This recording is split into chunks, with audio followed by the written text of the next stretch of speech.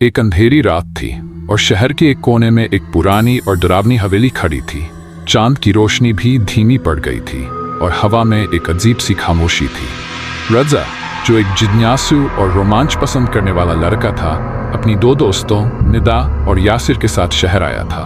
उसने तय किया कि वह इस हवेली की सच्चाई जानेगा। तीनों रात को हवेली की तरफ बढ़े। अंधेरे में वह और भी भयानक लग रही थी। रजा के चेहरे पर रोमांच और उत्साह था, जबकि निदा और यासिर का दिल तेजी से धड़क रहा था। जैसे ही उन्होंने हवेली का दरवाजा खोला, वह धीमे से चरमराया और अंदर का माहौल और भी रहस्यमय लगने लगा।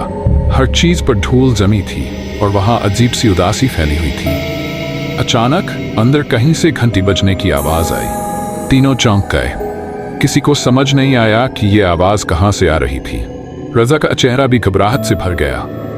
हवेली के एक कोने में उन्हें एक पुरानी डायरी मिली। रजा ने उसे खोला और उसमें लिखी कहानी पढ़नी शुरू की। एक ऐसी कहानी जो पहले किसी ने नहीं सुनी थी। डायरी के मुताबिक इस हवेली के मालिक की रहस्यमयी तरीके से मौत हुई थी और किसी जादू की वजह से यह हवेली डरावनी बन गई थी। रजा बोला, यह कुछ ज्यादा ही अजीब लग रहा है। जैसे ही उसने डायरी बंद की, अचानक एक भयानक आवाज गूंजने लगी।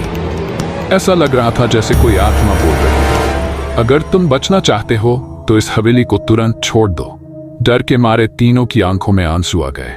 रजा घबराते हुए बोला, हमें यहां से अभी निकलना चाहिए।